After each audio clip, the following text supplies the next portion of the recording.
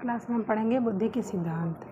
मनोवैज्ञानिकों ने बुद्धि के अनेक सिद्धांतों का प्रतिपादन किया। इन सिद्धांतों को मोटे तौर पर मनोमितिकी, संरचनात्मक उपागम तथा सूचना प्रकरण उपागम का प्रतिनिधित्व करने वाले दो वर्गों में वर्गीकृत किया जा सकता है। मनोमितिकी उपागम में बुद्धि को अनेक प्रकार की योग्यताओं का एक समुच्चय माना जाता है। यह व्यक्ति द्वारा किए जाने वाले निष्पादन को उसकी संज्ञानात्मक योग्यताओं के एक सूचकांक के रूप में व्यक्त करता है। दूसरी ओर सूचना प्रक्रमण उपागम में बौद्धिक तर्कना तथा समस्या समाधान में व्यक्तियों द्वारा उपयोग की जाने वाली प्रक्रियाओं का वर्णन किया जाता है। इस उपागम का प्रमुख केंद्रबिंदु एक बुद्धिमान व्यक्ति द्वारा की जाने वाली विभिन्न क्रियाओं पर होता है। बुद्धि की संरचना तथा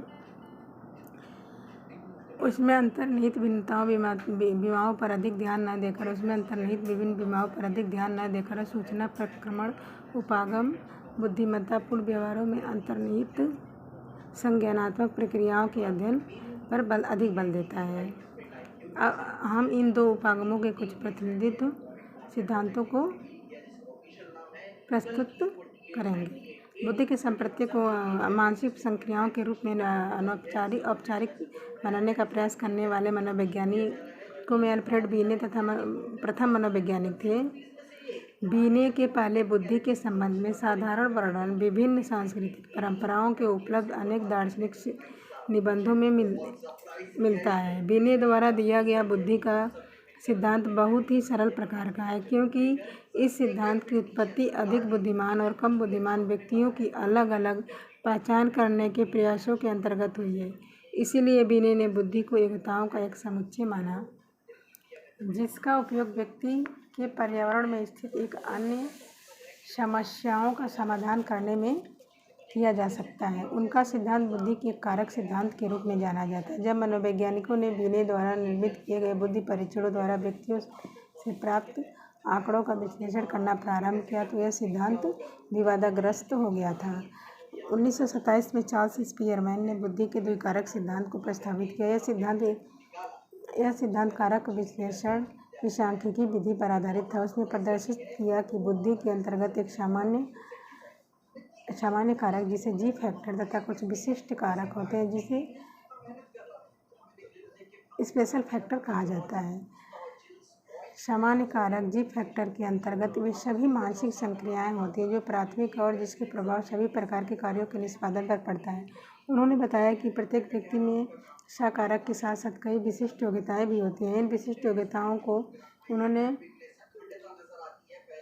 बी कारक कहा। श्रेष्ठ गायक, वास्तुकार, वैज्ञानिक तथा खिलाड़ी आदि सामान्य कारक में उच्च स्तर के हो सकते हैं, परंतु उसमें विशिष्ट कारण वे अपने क्षेत्र में श्रेष्ठ हो जाते हैं। स्पीयरमैन के सिद्धांत के बाद लुईस थर्स्टन ने प्राथमिक मानसिक योग्यताओं का सिद्धांत प्रस्तुत किया, जिसमें कहा गया कि बुद्धि के अंतर्गत 7 प्राथमिक मानसिक योग्यताएं होती हैं जो एक दूसरे से अपेक्षाकृत स्वतंत्र होकर कार्य करती हैं। ये योग्यताएं निम्नवत हैं। वाचिक योग्यता, जिसमें शब्दों तथा विचारों के अर्थ को समझना होता है। दूसरा है संख्यात्मक योग्यता, संख्यात्मक तथा विकल्पनात्मक कार्यों की गति एवं परिशुद्धता से करने का कौशल। तीसरा है देशिक संबंध, प्रतिरूपों तथा रचनाओं का मानस प्रत्यक्षण कर लेना।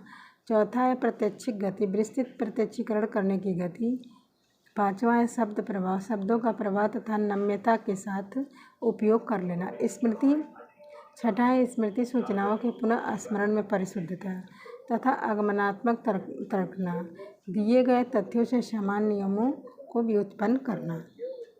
आर्थर जेनसेन ने बुद्धि का एक पदानुक्रमिक मॉडल प्रस्तुत किया, जिसमें यह कहा गया कि योग्यताएं 2 स्तर, प्रथम स्तर तथा द्वितीय स्तर पर कार्य करती हैं। प्रथम स्तर पर साहचर्यात्मक अधिगम का होता है, जिसके अंतर्गत जिसमें आगत और निर्गत लगभग समान होते हैं। द्वितीय स्तर पर संज्ञानात्मक सक्षमताओं का होता है, जिसमें उच्च स्तरीय कौशल होते हैं जो आगत को एक प्रभावी निर्गत में परिवर्तित करते हैं।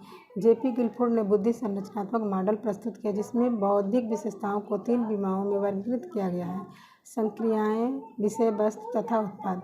संक्रियाओं से तात्पर्य बुद्धि द्वारा की जाने वाली क्रियाओं से है, जिसमें संज्ञान, स्मृति, अभिलेख, स्मृति प्रतिधारण, अपसारी उत्पादन, अपसारी उत्पादन या मूल्यांकन की क्रियाएं होती हैं। विषय वस्तु का संबंध उन सामग्री या सूचना के स्वरूप से होता है जिस पर व्यक्ति को बौद्धिक क्रियाएं करनी होती है। इसमें चाक्षुष, श्रवणात्मक, प्रतीकात्मक, अर्थ विषयक तथा व्यवहारात्मक व्यक्तियों के व्यवहार, अभिवृत्तियों, आवश्यकताओं आदि के उत्पाद का अर्थ उस स्वरूप से होता है जिसमें व्यक्ति सूचनाओं का प्रक्रमण करता है। उत्पाद को इकाई, वर्ग, संबंध, व्यवस्था, रूपांतरण तथा निहितार्थ में वर्गीकृत किया जाता है। चूँकि इस वर्गीकरण में गिलफोर्ड 1988 में 6x5x6 वर्ग बनते हैं।